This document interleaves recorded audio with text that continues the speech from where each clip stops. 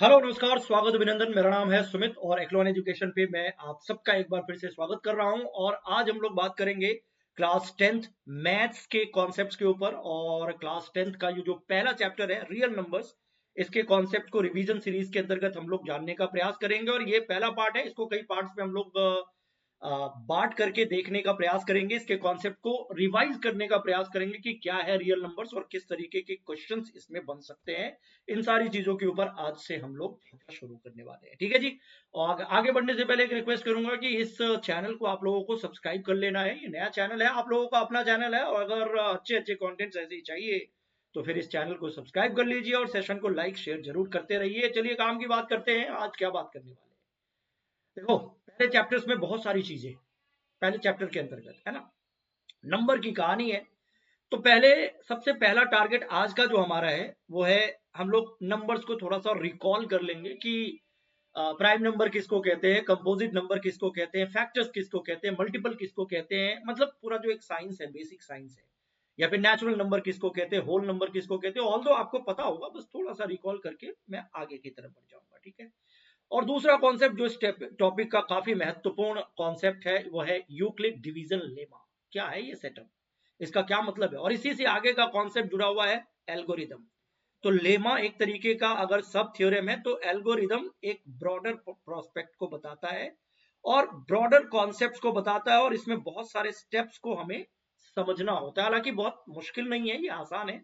तो यूक्लिड की कहानी को भी आज हम लोग डिस्कस करेंगे। और उसके बाद फंडामेंटल थ्योरम ऑफ अरिथमेटिक क्या होता है, यहां तक हमें पहुंचना है। ये चौथा पॉइंट है। जब ये सारे पॉइंट्स हम डिस्कस करेंगे तो एनसीईआरटी एक्सरसाइज 1.1 को भी हम कवर करने का प्रयास करेंगे। लेकिन ये पॉइंट जानने के बाद अगर समय होगा तो हम इसको शुरू कर देंगे, नहीं तो अगले क्लास में कैरी करेंगे। बट कॉन्सेप्ट अगर बहुत बेहतर तरीके से हम समझ जाते हैं तो एक्सरसाइज क्वेश्चंस आराम से निकल जाते हैं और समझ करने में मजा भी आता है। तो कॉन्सेप्ट के ऊपर पहले हम बात करेंगे। तो सबसे पहले शुरुआत बेसिक से, जो कि आप जानते हैं, व्हाट इज नेचुरल नंबर। पहली चीज रिकॉल करवा रहा हूं। अब नेचुरल नंबर किसको कहते हैं? नॉन नेगेटिव काउंटिंग नंबर्स, मतलब गिनने वाली जो नंबर्स होती है, संख्या 1 2 3 4 5 6 7 8, ये सब नेचुरल नंबर है ना। पहला, इसमें जीरो इंक्लूडेड नहीं है।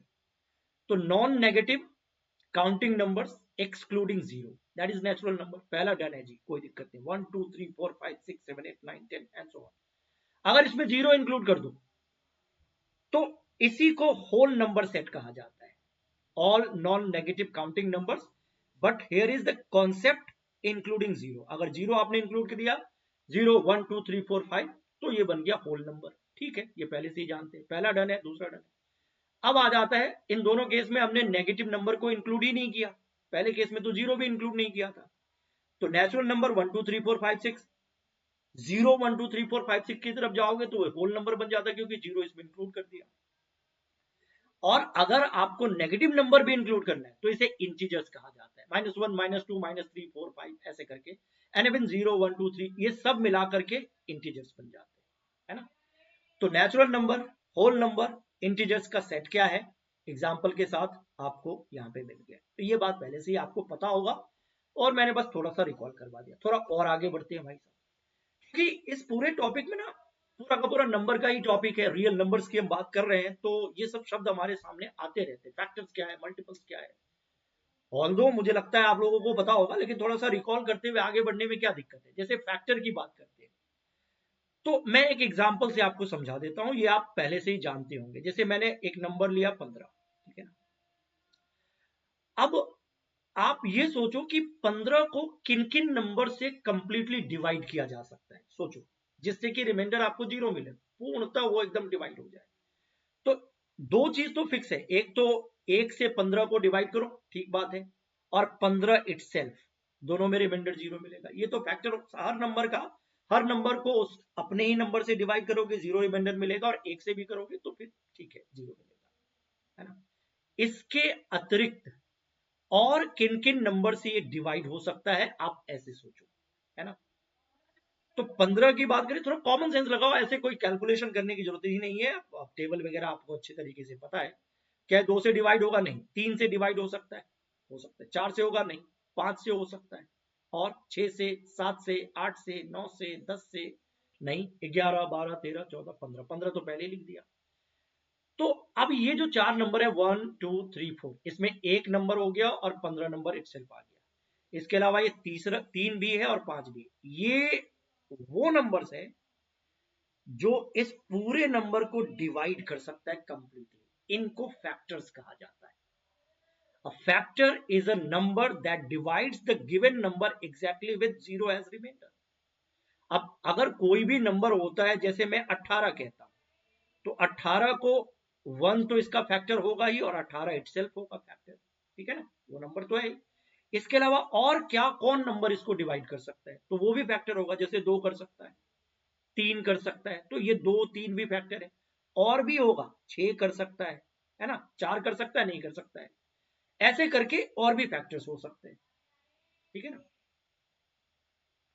सो दैट इज 9 कर सकता है ना। तो ये सब फैक्टर है 18 के। और फैक्टर अनगिनत नहीं होते, काउंटलेस नहीं होते, फैक्टर लिमिटेड होते हैं। लेकिन इसी तरीके से एक टर्म आता है, ये तो फैक्टर की बात हो गई ना, ये जो अभी एग्जांपल मैंने बोला ये फैक्टर्स है, 15 के ये फैक्टर्स है, 18 के ये सब फैक्टर्स है। ठीक है ना। अब अगर मल्टीपल की बात करें, तो एक नंबर्स के मल्टीपल का क्या मतलब है, टेबल पढ़ते जाओ। 15 है ना, 15 का टेबल पढ़ते जाओ। 15, 30, 45, ये सब मल्टीपल है। And multiple is a number that is obtain by multiplying the given number with any whole number. तो 15 को कैसे प्राप्त करोगे, 15 का मल्टीपल निकालना है ना। एक से मल्टीप्लाई करोगे तो 15, 15 को 2 से मल्टीप्लाई करोगे तो 30, 15 को 3 से मल्टीप्लाई करोगे तो 45, 4 से करोगे तो 60। ये तो काउंटलेस है, चलता जाएगा चलता जाएगा। तो मल्टीपल का मतलब होता है टेबल पढ़ना, है ना। और फैक्टर का क्या मतलब होता है, किसी भी नंबर का फैक्टर वो नंबर होता है जो गिवन नंबर को कंप्लीटली डिवाइड कर दे। अब जब फैक्टर की बात होती है तो नंबर इटसेल्फ एक फैक्टर है। जैसे 15 के फैक्टर की बात करेंगे तो 15 खुद फैक्टर है और 1 भी है, ये दोनों कॉमन होता है। अगर 10 की बात करें तो 10 इटसेल्फ एक फैक्टर है 10 का, और 1 भी है। इसके अलावा और क्या हो सकता है, तो आपको देखना होगा कि किन नंबर से डिवाइड करेंगे कि 10 को कंप्लीटली डिवाइड किया जा सकता है। जैसे 10 को 2 से डिवाइड किया जा सकता है, जो 10 को 5 से डिवाइड किया जा सकता है। तो ये 2 5 क्या है, फैक्टर्स है। लेकिन 10 के अगर मल्टीपल निकालने हैं तो 10 का टेबल पढ़ो, 10 को 1 से मल्टीप्लाई करो 10, 10 को 2 से मल्टीप्लाई करो 20 30 40 50 60 70 80, ये सब क्या है, मल्टीपल्स है, ये काउंटलेस है। इसीलिए कहा जाता है कि अगर 12 एग्जाम्पल से इसको आपको मैं समझाऊं तो इसके फैक्टर्स 6 होंगे, क्योंकि 6 से कंप्लीटली डिवाइड होता है 12, 4 से भी होगा, 3 से भी, 2 से भी, और 1 तो है।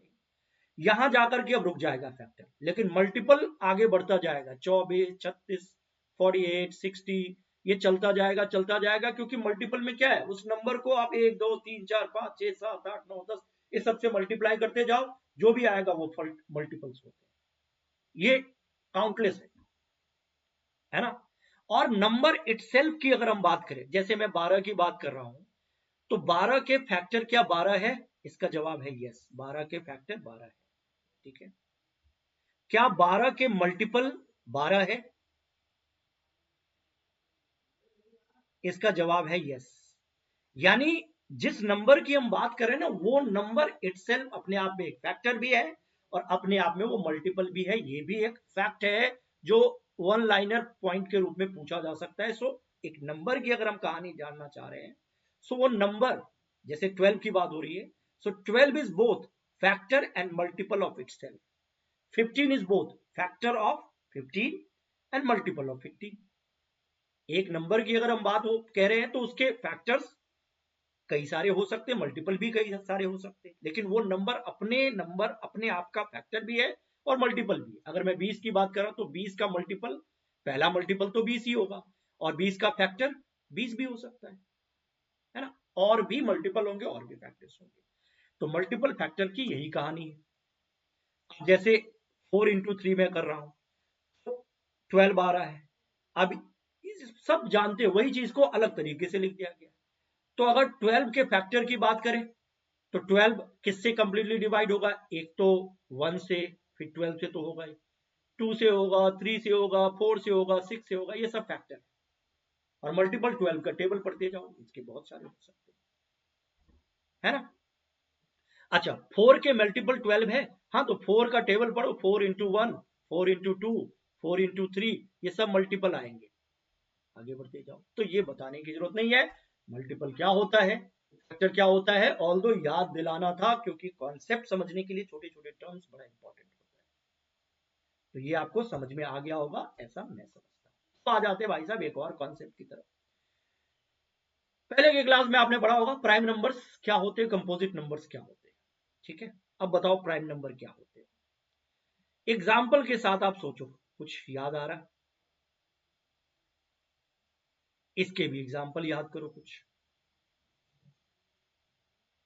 अगर मैं प्राइम नंबर की बात करूं, जैसे मैं कहता हूं, एक छोटा सा एग्जाम्पल ले रहा हूं, 3 ले लो, 5 ले लो, 7 ले लो, ठीक है ना। मैं कहता हूं इसमें कॉमन चीज क्या आपको दिखाई दे रही है, थोड़ा सा सोचो। आगे और भी जा सकता है, बहुत सारे नंबर हो सकते हैं। अगर ध्यान से आप देखोगे इन नंबर्स को ना, तो इनके जो फैक्टर्स हैं, फैक्टर्स, अब आ गया वापस फैक्टर यहां। 3 के फैक्टर्स अगर मैं आपसे पूछूं क्या होगा, तो 3 1 होगा, ठीक है ना। दूसरा 3 इटसेल्फ होगा, और किसी और नंबर से ये कट सकता है? नहीं। अगर मैं 5 की बात करूं, तो 5 के फैक्टर एक तो 1 होगा और दूसरा 5 होगा, इसके अलावा और तो कोई फैक्टर है ही नहीं। लेकिन अगर मैं आपको 6 नंबर बोलूं कि 6 का बताओ, तो 6 के फैक्टर 1 होगा, 2 होगा, 3 होगा और 6 होगा। 1 और 6 तो है ही, लेकिन इसके अतिरिक्त और भी तो फैक्टर आ गए, 2 भी और 3 भी आ गए, क्योंकि ये 2 से भी कटता है। अगर मैं आपसे 4 की बात करूं, तो 1 और 4 तो है ही इसके फैक्टर, और किसी से कट सकता है? 2 से। तो अब इसको मैंने कंपोजिट के श्रेणी में रखा और इसको मैंने प्राइम के श्रेणी में रखा है, तो थोड़ा आइडिया तो मिल गया कि prime numbers basically, countless prime numbers हो सकते हैं, वो नंबर है जिनके अपने आप और 1 के अलावा और कोई फैक्टर नहीं है। मतलब 7 का फैक्टर या तो 1 होगा, 7 होगा, इसके अलावा तीसरा कोई फैक्टर ही नहीं है। तो ये प्राइम फैक्टर, प्राइम नंबर है ना। अगर मैं 9 बोलूं कि बताओ 9 प्राइम नंबर है या नहीं है, तो आप सोचो, 9 का एक फैक्टर 1 है, 9 का एक फैक्टर 9 है, ठीक है। और कोई फैक्टर है?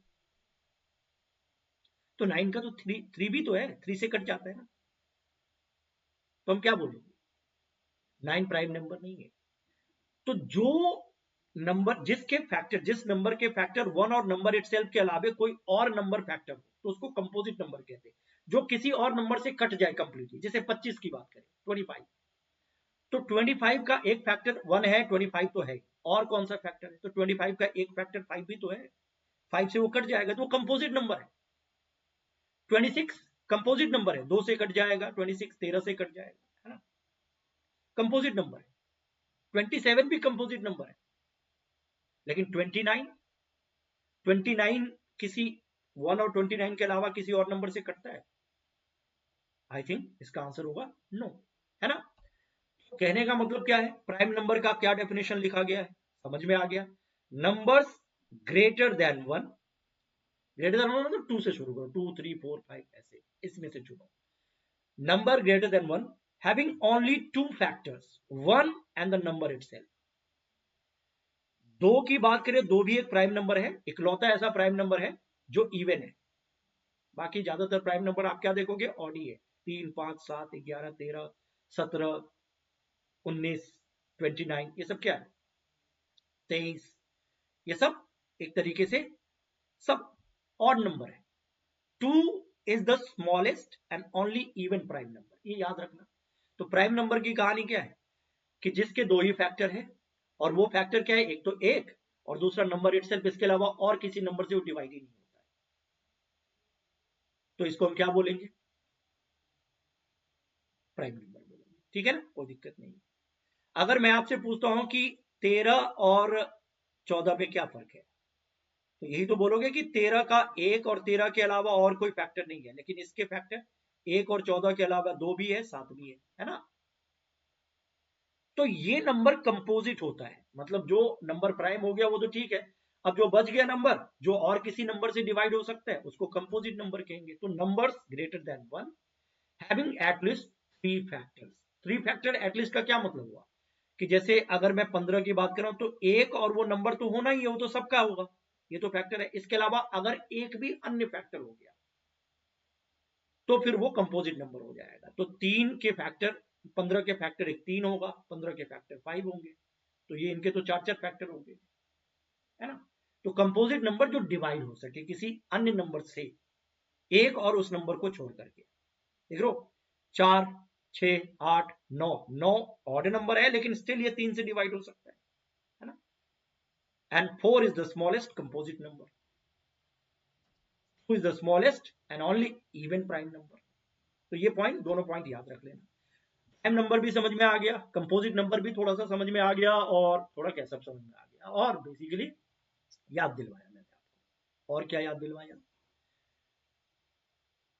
और मल्टीपल क्या है, फैक्टर क्या है, उसकी बात हमने की। ठीक है, अब आ जाते हैं यूक्लिड डिवीजन लेमा की तरफ। लेमा मीन्स व्हाट, सब थ्योरम, सेटअप, है ना। किसी बड़ी चीज को एक्सप्रेस करने के लिए छोटे कॉन्सेप्ट का, छोटी छोटी चीजों का सहारा लेना, लेमा समथिंग यही है। यूजुअल डिवीजन सिस्टम जानते हो ना, क्योंकि आगे मैं इसका एल्गोरिदम बताऊंगा, तो उस एल्गोरिदम में ये लेमा हेल्प करता है। और ये भारी भरकम नाम आपको जरूर लग रहा है क्योंकि ये साइंटिस्ट का नाम है, बट बेसिकली इसके बारे में आप सबको पहले से ही पता है। डिवीजन नहीं जानते हो क्या, वही है ये।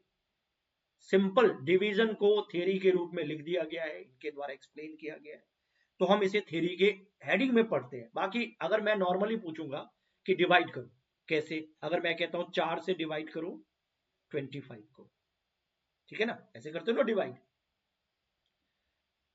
तो कैसे डिवाइड करते हो, 6, 24 ऐसे लिखते हो, 1 ये लिखते हो ना। इसको क्या बोलते हैं, ये है डिवाइजर, ठीक है, ये है कोशेंट, और ये है रिमाइंडर। और ये वाला जो नंबर जिसको आपने डिवाइड किया, इसको क्या बोलते हैं, डिविडेंड, ठीक है ना, यही बोलते हो ना। अब अगर मुझे इस 25 को यहां पे रिप्रेजेंट करना है, लिखना है, मैं इस 25 को कैसे लिख सकता हूं, देखो इन दोनों को मल्टीप्लाई करोगे, 4 इंटू 6, 4 इंटू 6, और इसमें ये रिमाइंडर जोड़ दोगे तो ये कितना हो जाएगा, ये 25 ही तो होगा। ये ऐसे लिखा लिखा जा सकता है ना इस चीज को। अब अगर मैं आपसे कहता हूं कि ये एक रूल है, जिस नंबर को आप डिवाइड कर रहे हो, जिसको आप डिविडेंड कहते हो, उस डिविडेंड को divisor into quotient plus remainder के रूप में लिखा जा सकता है, तो क्या गलत है इसमें, यही तो लेमा है। देखो डिविडेंड एग्जाम्पल में 25 था, ये 25 आया कैसे, तो 4 इंटू 6 प्लस 1, है ना। दूसरा एग्जाम्पल देखो, आप कुछ भी एग्जाम्पल, जैसे मैं 27 लिख रहा हूं और 5 से डिवाइड कर रहा हूं। अब मुझे इसको डिवाइड करना है, 5, 25, ठीक है ना। अब इसी 27 को अगर मैं इस रूप में लिखूं तो कैसे लिखूंगा, 5 इंटू 5, यानी डिवाइजर इंटू कोशेंट प्लस 2, है ना। तो ये जो स्टेप होता है, ये वाला जो ये जो रूल है, यही है lemma, dividend is equal to divisor into quotient plus remainder with condition. अब ये लैंग्वेज कैसे लिखा गया है, जैसे ये देखो 75 है, 4 से डिवाइड किया, कोशेंट आया ये 18, अल्टीमेटली करने के बाद जो भी है, आप डिवाइड नॉर्मली जैसे करते हो, रिमाइंडर आपको 3 मिला। तो अब इस 75 को कैसे लिखोगे, 4 इंटू 18, 4 इंटू 18, 72, प्लस रिमाइंडर कर दो तो ये 75 आ गया ना। तो ये नॉर्मल डिवीजन है। अब इसको लिखने के लिए लैंग्वेज में लिखा गया कैसे, each pair of given positive integers a and b there exist unique whole numbers q and r which satisfy the relation a is equal to bq plus r। अब आपको समझ में आया a क्या होना चाहिए, a मतलब a is equal to bq, b मतलब डिवाइजर, q मतलब कोशेंट, और प्लस आर मतलब रिमाइंडर। ये तो लिखा हुआ है। तो a is equal to B Q plus R satisfy करेगा। डिविडेंड इज इक्वल टू, जहां ये लिखा हुआ है a is dividend is equal to b divisor into quotient plus remainder, and condition is what, कि रिमाइंडर अगर कुछ आया है ना, तो रिमाइंडर ऑब्वियसली अगर कोई नंबर है तो ये जीरो से, या तो रिमाइंडर जीरो आएगा या फिर जीरो से बड़ा, लेकिन जिस चीज से आप डिवाइड कर रहे हो ना उससे छोटा होना चाहिए, बी से छोटा होना चाहिए। जैसे 4 से डिवाइड करो तो रिमाइंडर 4 थोड़ी आएगा, या तो रिमाइंडर जीरो आएगा, ठीक है चलेगा। रिमाइंडर जब भी आएगा तो इससे छोटा ही आएगा, ये बात यहां पे लिखी हुई है, इसे रिमाइंडर ऑलवेज छोटा होगा। सो यूजुअल डिवीजन सिस्टम को लिख दिया गया इस इक्वेशन के तौर पर, इसी को हम कहते हैं यूक्लिड डिवीजन लेमा, ठीक है ना। So lemma is what, a true statement or maybe said that sub theory or a statement with lesser importance, क्योंकि एल्गोरिदम में इसका यूज किया जाता है, इस मेथड का यूज किया जाता है। सो ट्रू स्टेटमेंट लेमा, एक ये लेमा है, स्टेटमेंट है, ये लेमा है, true statement that is lesser important. हालांकि मैथ्स में ऐसे नहीं बोलना चाहिए कि lesser important, but comparatively important तो है लेकिन थोड़ा सा कम important, and is use in providing another important statement true, मतलब किसी दूसरे थियरी को ट्रू या दूसरे कॉन्सेप्ट को ट्रू साबित करने के लिए इसका यूज किया जाता है, लेमा का यूज किया जाता है। It can also be said that lemma is a small sub theorem. So main theorem is what, algorithm. तो अगला पॉइंट हमें क्या पढ़ना है, एल्गोरिथम। कौन सा एल्गोरिथम, यूक्लिड डिवीजन एल्गोरिथम। यही तो मैंने बोला था कि आज का हमारा टारगेट यही है, बताया था। इसको जान के पहले इससे शुरुआत करेंगे, फिर इधर की तरफ जाएंगे, तब फंडामेंटल थ्योरम ऑफ अरिथमेटिक की तरफ जाएंगे, फिर एक्सरसाइज की तरफ जाएंगे, ठीक है। तो this is the case. Algorithm is what, algorithm, especially in mathematics, is basically nothing but step-by-step procedure that can be used to solve computations or calculations or other mathematical problems. So step by step चीजों को follow करने का process है, procedure है algorithm. अब यहां अगर मैं ये लिख रहा हूं कि अब आपको ये पढ़ना है यूक्लिड डिवीजन एल्गोरिथम, तो आप ये मत सोचिए कि नया थियरी है, वही जो लेमा वाला आपने मैथमेटिकल डिवीजन का कॉन्सेप्ट देखा है, उसको यूज करना है किसी और चीज को फाइंड आउट करने के लिए। खास करके ये देखो, पूछा जा सकता है आपसे कि यूक्लिड डिवीजन एल्गोरिदम जो होता है वो कहाँ यूज करते हैं। तो बेसिकली यूक्लिड डिवीजन लेमा के जरिए इस एल्गोरिदम का यूज किया जाता है, and using Euclid division lemma multiple times to find the HCF of two given number, suppose m and n, दो नंबर है, इसका HCF निकालना है, where m is greater than n, m बड़ा है n छोटा है, और मुझे इसका HCF निकालना है। HCF मतलब हाईएस्ट कॉमन फैक्टर। पहले तो HCF को मैं डिकोड कर देता हूं थोड़ा सिंपल कॉन्सेप्ट में कि क्या होता है, क्योंकि HCF LCM ये सब इस टॉपिक में है और थोड़ा सा मैं समझा दूंगा, फिर उसके बाद आप देखेंगे कि इस एल्गोरिदम से कैसे दो नंबर्स का HCF निकाला जाता है with the help of division process, है ना। और उसका स्टेप क्या है, अगर वो स्टेप आप जानते हैं तो एल्गोरिदम आप जानते हो। एल्गोरिदम मतलब क्या, स्टेप बाय स्टेप चीजों को फॉलो करो, है ना। तो क्या लिखा है, पहली बात तो एल्गोरिदम थ्योरम में या मतलब यूक्लिड डिवीजन एल्गोरिदम में लिखा है कि this concept is based on Euclid division lemma, ठीक है डन। लेमा हम जानते हैं, डिवीजन मेथड क्या होता है, dividend is equal to divisor into quotient plus remainder, ये केस हम जानते हैं। दूसरी बात यहां पे क्या लिखे है कि this technique means this algorithm technique is basically useful to calculate the highest common factor, that means HCF of given two integers m and n, where m is greater than n, and what could be the following steps। उसके लिए पहले मैं थोड़ा सा आपको HCF का revision दे देता हूं। हाईएस्ट कॉमन फैक्टर, पहले तो फैक्टर तो अभी आपने सीखा क्या होता है, फैक्टर्स क्या होता है जानते हो ना। अब मैं दो नंबर आपके सामने कोई लिख दूं, जैसे 24 लिखता हूं, 32 लिख देता हूं, पहले बड़ा नंबर फिर 24, मुझे इसका HCF चाहिए, अब एक तो यूक्लिड डिवीजन एल्गोरिदम से मैं कैसे निकालूंगा वो अलग बात है, वो अभी स्टेप में समझा दूंगा, आपको समझ में आ जाएगा। दूसरा, इसका एचसीएफ का मतलब क्या होता है, पहले तो फैक्टर्स बताओ मुझे, 32 के क्या क्या फैक्टर होंगे। इजिली आप सोच सकते हो 32 किन किन नंबरों से डिवाइड होगा। एक तो मैं फैक्टर लिख रहा हूं, एक से शुरू करो, 1, 2 से डिवाइड होगा, हाँ, 3 नहीं, 4, 8 के टेबल में आता है ना, 4 के टेबल में 4 8 जा 8 4 जा ऐसे बोलते, तो 4 है। क्या 5 होगा, 6 होगा, 6 भी नहीं होगा, 7 8 होगा, 9 10 11 12, आप ऐसे फैक्टराइजेशन करके भी देख सकते हो। और मुझे लगता है अभी थोड़ा समझा रहा हूँ एचसीएफ क्या होता है, तो ये बड़ा आसान है इस तरीके से चीजों को कैरी करना। और क्या हो सकता है, 16 भी हो सकता है ना, 12 के बाद तो सीधा 16 होगा, और 32 इटसेल्फ। ठीक है, इतने सारे फैक्टर्स आ गए 32 के, 32 के।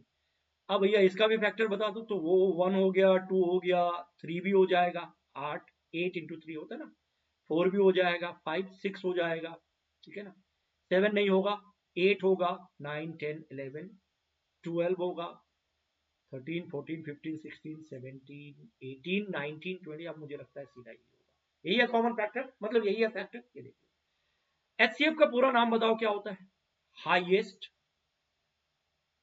मतलब बड़ा, कॉमन एंड फैक्टर।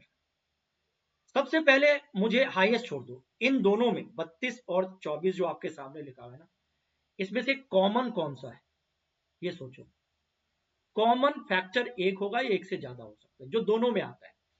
एक तो एक है, कॉमन फैक्टर एक है, इसमें भी है इसमें भी है, दो है, दो भी है, चार है, कॉमन है, 8,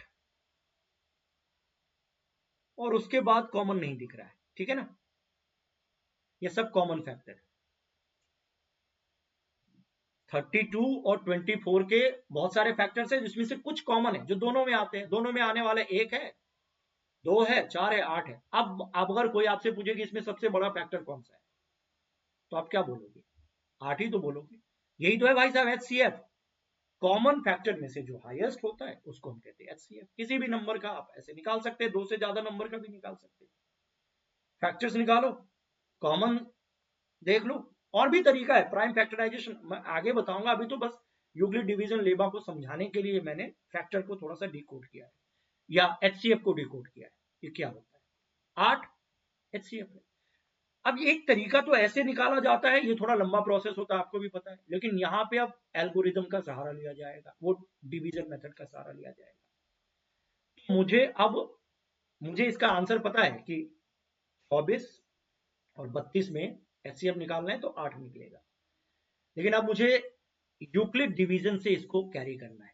सबसे पहले जो बड़ा नंबर है ना 32, उसको यहाँ रखेंगे, ठीक है, और छोटा नंबर यहाँ रखेंगे, ठीक है। अब डिवाइड करो, सिंपल डिवाइड करो जैसे आप करते हो, 1 लगाया, 24, क्या होगा, रिमाइंडर कुछ बचेगा, 8, 32, 24 प्लस 8 करेंगे तो 32 ही होगा ना। अब ये है रिमाइंडर, ये ध्यान रखना क्या मैं बोल रहा हूं, स्टेप इसी में शामिल है, एग्जाम्पल से ही बड़ा नंबर होगा तो 2 3 और स्टेप होगा, बाकी छोटा होगा तो 2 स्टेप में ही हो सकता है। देखते हैं, ये रिमाइंडर मिल गया। अब हमें करना क्या है, बस एल्गोरिदम बताता है कि अगला स्टेप आपको क्या करना है। रिमाइंडर मिल गया, अब यही रिमाइंडर आपका डिवाइजर होगा, और ये जो पहला डिवाइजर था ये आपका डिविडेंड हो जाएगा। अब इस प्रोसेस को, ये पहला स्टेप है, दोबारा कैरी करो।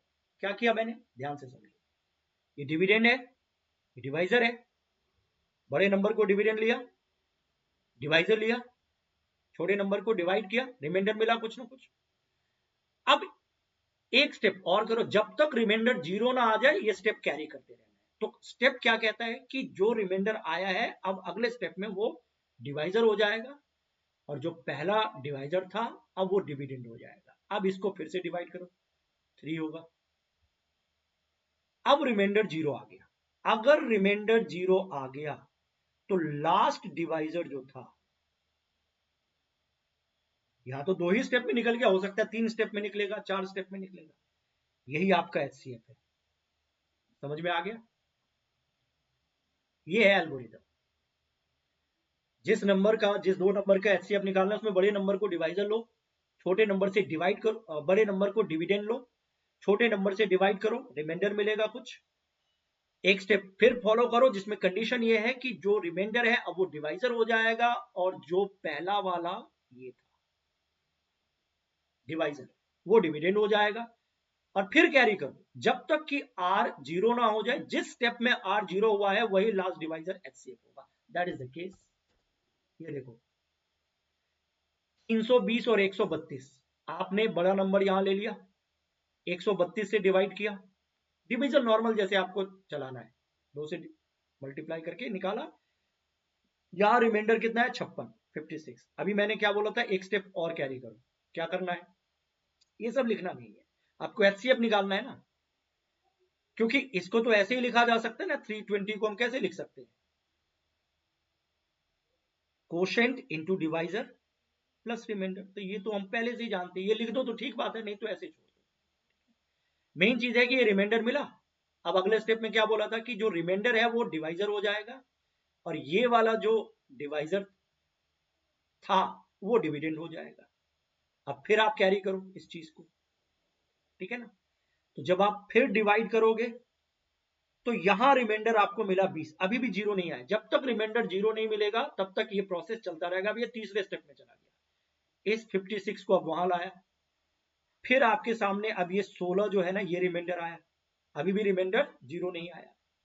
तो अगले स्टेप में जाओगे, इस 20 को आप यहां लाओ, ठीक है ना। फिर आप कैरी करो, अभी भी रिमाइंडर जीरो नहीं आया। एक स्टेप, दो स्टेप, तीन स्टेप, चौथे स्टेप में यहां जाकर के ये देख रहे हो, जब आप चार जो यहां पे लास्ट में ये रिमाइंडर आया था, अब 16 को यहां पे लिखा आपने, फिर इससे डिवाइड किया, यहां रिमाइंडर जीरो। तो देख रहे हो ये लास्ट डिवीजर 4 है, तो ये 4 ही एचसीएफ है।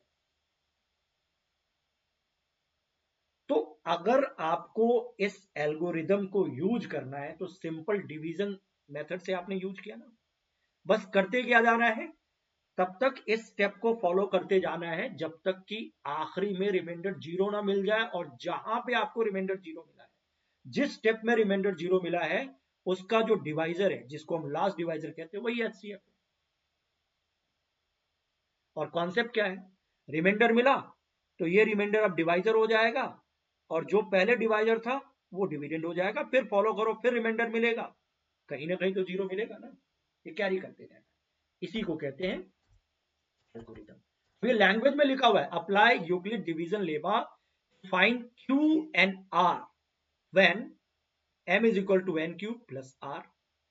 एंड वही है, उसी चीज को इस रूप में लिखा गया है कि कैसे होता है, dividend is equal to divisor into quotient plus remainder, और बाकी कंडीशन वो लेमा वाला केस है। और if the remainder r is equal to 0 then the HCF will be n।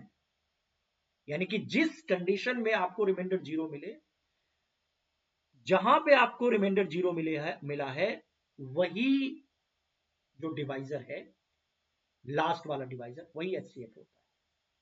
और अगर r जीरो नहीं आया तो ये डिवीजन अप्लाई करते जाओ, चाहे 2 स्टेप में हो, 3 स्टेप में हो, कोई फर्क नहीं पड़ता, 4 स्टेप में हो, करते जाओ, कोई दिक्कत ही नहीं है।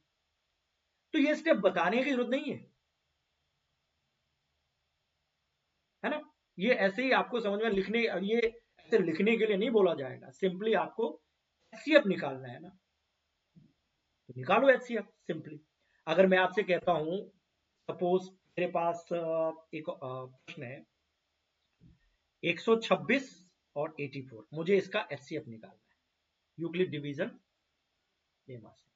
तो पहले 84 यहां पे लिख दो, आ जाएगा। देखो इसी में देखते हैं, बड़ा होकर स्टेप होगा तो अगले पेज पे ले चलेंगे। 84 126, अब पहले डिवाइड करेंगे, 84 1 जा ही होना चाहिए, ठीक है ना। ये है 6 में से 4 को माइनस करो 2, और ये 42 है। अभी रिमाइंडर आया 42। अगर यहां पे रिमाइंडर जीरो आ जाता तो यही एचसीएफ होता, लेकिन ये तो आया नहीं। तो अब लेमा क्या, मतलब एल्गोरिथम क्या कहता है कि अब कंटिन्यू रखो, अभी ये जो रिमाइंडर है अब ये डिवाइजर हो जाएगा और ये वाला इधर ले आओ 84। अब फिर से डिवाइड करो, ये कट जाएगा सीधा सीधा 2। तो कहां पे आपको R0 मिला है इस डिवाइजर के लिए? तो HCF क्या हो जाएगा इसका? 42। ठीक है, ऐसे निकाल सकते हो। तो ये है कहानी। थ्योरम की बात करें, फंडामेंटल थ्योरम ऑफ अरिथमेटिक क्या है? यूनिक फैक्टराइजेशन थ्योरम भी कहते हैं। मुझे ये बताओ कि जो कंपोजिट नंबर है क्या उसको प्रोडक्ट ऑफ प्राइम नंबर्स के रूप में लिखा जा सकता है? जैसे अगर मैं आपसे कहता हूं 25 कंपोजिट नंबर है,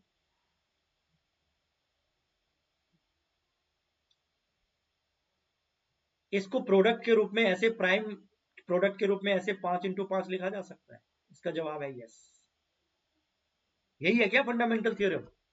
पहले देखो तो लैंग्वेज क्या लिखा हुआ है। Every composite number can be express as a product of primes and its factorization is unique apart from the order in which the prime factor occurs. Composite number basically ये है theorem, product of prime numbers. कोई भी composite number लो, जैसे मैं 12 लेता हूं, 12 composite number है, क्या मैं इसको 2 × 2 × 3 लिख सकता हूं? ये 2 क्या है? Prime number. ये 2 क्या है? Prime number. ये 3 क्या है? Prime number. हाँ, every composite number can be written as the product of many primes. Order की बात नहीं है, 2 × 3 × 2 लिखो तो भी चलेगा, हालांकि छोटे से बड़े की तरफ जाओ तो ज्यादा सही है। ठीक है ना? सो यही तो है, the prime factorization of natural number is unique except to the order of its factor, that is 12 obtained by multiplying 2, 2, 3 together. यही तो है fundamental theorem. By using fundamental theorem of arithmetic, मतलब this theorem, we should find the HCF and LCM of given numbers, मतलब जिसमें 2 या 2 से ज्यादा number हो। अभी डिवीजन लेवा में हमने देखा कि 2 नंबर था तो हमने डिवीजन लेवा से HCF निकाल सकते हैं, लेकिन प्राइम फैक्टराइजेशन को कैरी करके क्या HCF LCM निकाला जा सकता है? इसका जवाब है हाँ, निकाला जा सकता है। और प्राइम फैक्टराइजेशन कैसे किया जाता है? बचपन में आपने किया होगा। अब जैसे मैं 12 का ही प्राइम फैक्टराइजेशन कर रहा हूं, डिवाइड करो, सबसे छोटे नंबर से शुरू करना। ठीक है ना? पहले 2 से शुरू करो, ये डिवाइड होने वाला है या नहीं होने वाला है? ठीक है ना? तो ये ऑब्वियसली हो जाएगा। फिर और 3 को ऐसे रख दो, तो ये 2 × 2 × 3, ये क्या है? ये प्राइम नंबर्स है। अगर मैं 27 को आपको कह रहा हूं प्राइम फैक्टराइज करके आपको बताना है, ये सब प्राइम फैक्टर्स है। तो 2 से शुरू करोगे, प्राइम नंबर एक नहीं, 2 से शुरू करो, 2 से कटने वाला है। ये रूल कहता है कि नहीं, 2 से तभी कटता है जब लास्ट में 0 हो या फिर कोई इवन नंबर हो, 2, 4, 6, 8। 3 से शुरू करो, 3 से कट जाएगा, 7 और 2 का 9, ऐड करते हो ना, रूल काटने वाला नियम आप जानते हो। 3, 9, ये भी 3 से, या तो ऐसे छोड़ दो या फिर ऐसे लिख दो। तो 3 × 3 × 3, इसको ऐसे लिख सकते हैं। तो ये जो है फैक्टर्स, प्राइम फैक्टराइजेशन, बड़े नंबर है। अब इसको ये करो 3270, ऐसे करते हो ना, ये ऐसे ट्री बना करके भी लिखा जा सकता है। 2 से डिवाइड करो तो 1380। अभी ये 2 से चलेगा, फिर तो 8190, फिर ये 2 से चलेगा, ऐसे देख रहे हो, 2 2 2 2। अब उसके बाद आपने क्या किया, यहां पे 5 आया, तो अब आप अगले प्राइम नंबर की तरफ जाओगे कि क्या ये 3 से डिवाइड होगा, क्योंकि 2 से तो अब कटेगा नहीं। तो इसको तीनों को, सबको जोड़ो, डिजिट को जोड़ो, 9 और 5, 9 5 कितना, 14 और 4 18।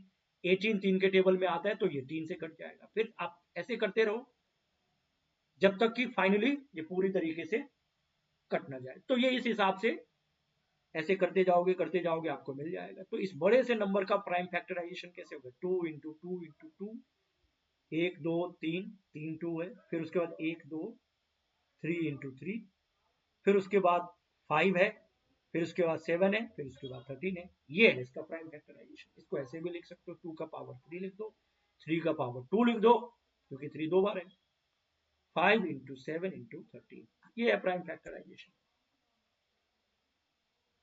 ठीक है।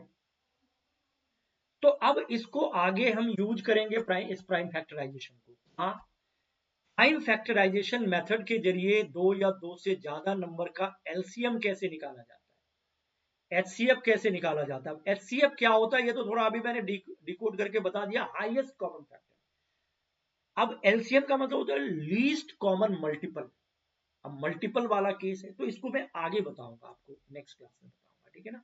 तो स्टेप बाय स्टेप इन चीजों को हमने अभी समझा है, और फिर उसके बाद ये जो एक्सरसाइज 1.1 है ना वो अगले क्लास में मैं देखूंगा, क्योंकि धीरे धीरे पढ़ो, इत्मीनान से पढ़ो, रिवाइज ही करना है ना, तो कोई अच्छे से कॉन्सेप्ट के साथ रिवाइज करो ताकि कोई दिक्कत ना हो, समझना बड़ा इंपॉर्टेंट है, ठीक है ना। So this is the case, and फिलहाल के लिए इतना ही। मैं मिलता हूँ आपसे अगली क्लास में, और आपको करना क्या है, इस चैनल को सब्सक्राइब कर लेना है, ठीक है ना।